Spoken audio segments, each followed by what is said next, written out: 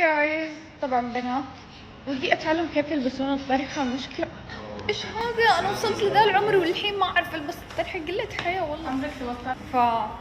كل ما حاولت اتعلم ما اعرف، كل ما حاولت اتعلم ما اعرف. يعني انت ما تعرفين جالسه تطقطقين علي، انا ما اعرف. لا انت اسوء مني، انت اسوء مني بمراحل. انا الثاني عشان يفحصونها.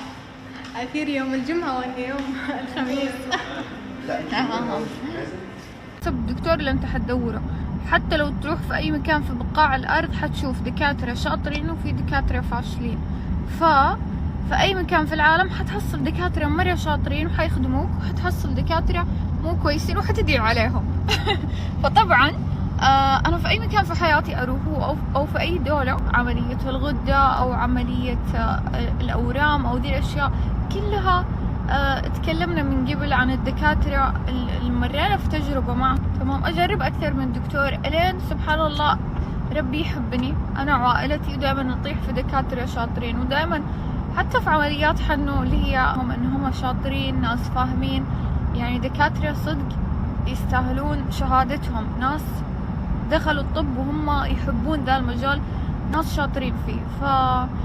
لو تبي تسوي عملية وناوي تسويها مثلا برا المملكة، إذا على التكاليف، إذا تبي تسويها مثلا إذا هي اللي هي الليزر حقة العيون، إذا أنت حالتك يعني مثل حالتي، مع أنه حالات العيون تختلف كلها وعلى حسب حالة عيون. الدكتور عنده عيادة في مصر وعنده عيادة في أكثر من دولة، بس العيادتين اللي هو يكون هو الموجود فيها واللي يسوي العمليات اللي هي عيادة القاهرة وعيادة الشارقة اللي هنا في الإمارات. فأنا بكم سويت العملية؟ سويتها ب3000 درهم، يعني تقريبا 3000 ريال سعودي.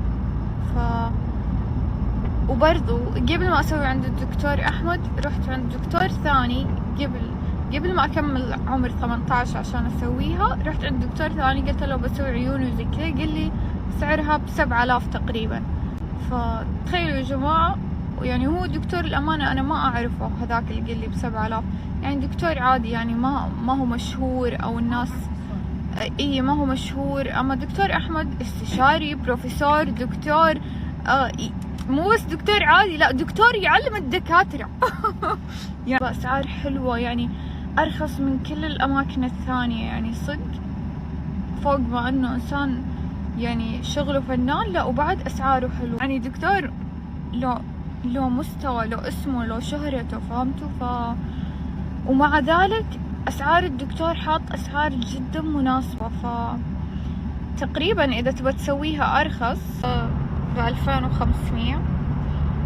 أما إذا تبي تسويها هنا في الإمارات في الشارقة برضو في عيادة الدكتور أحمد القاهرة، عيادة القاهرة تقريبا ب2500، عيادة الشارقة اللي هي في الإمارات من 2000، لأنه عنده عيادات في أكثر من دولة، بس هو اللي يسوي عمليات فيها هو بنفسه وينزل فيها بنفسه. اللي هي عيادة الشارقة وعيادة 500 ل 3000 على حسب عيونك وعلى حسب الحالة. طبعا العملية بذات السعر الرخيص، السعر اللي يجنن صدق، المستحيل تحصلونه في أي عيادة عيون ثانية. مش كنت قاعدة أقول؟ والله إني ألخبط في الكلام. معلش يا جماعة سامحوني على لخبطتي في الكلام، بس أنا حاليا تعبانة فماني مركز إيش قاعدة أقول.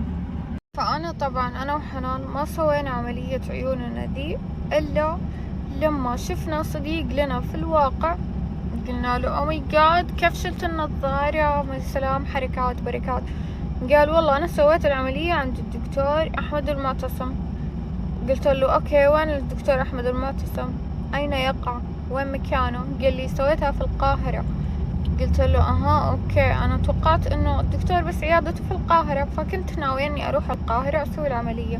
بعدين اكتشفت إنه الدكتور برضو عنده عيادة هنا في الإمارات، في وين شو اسمه، في مدينة صحارى الطبية. صحاري، اسمها صحاري ولا صحارى؟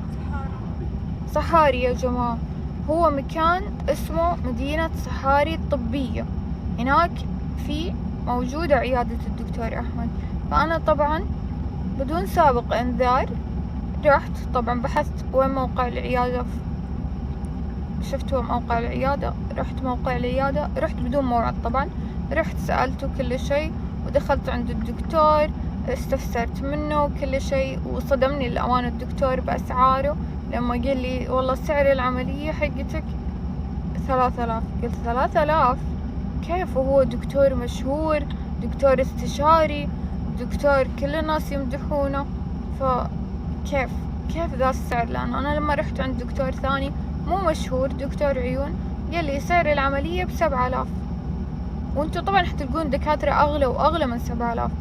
فقلت والله الدكتور ذا أسعاره مرة حلوة.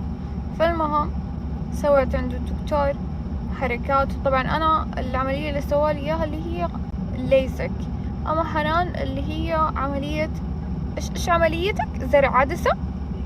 حنان سوالها عملية زرع عدسة، فسوالها العين الأولى، بعد أسبوعين سوالها العين الثانية، فخلاص حنا صارت تمام.